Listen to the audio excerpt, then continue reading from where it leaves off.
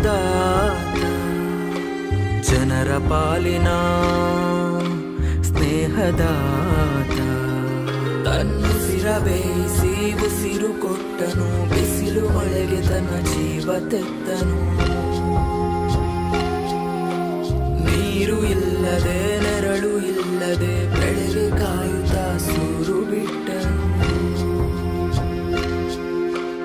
ಅನ್ನದಾತ ಅನ್ನದಾತ ನಮಗೆ ನೀವೇ ದೇವದೂತ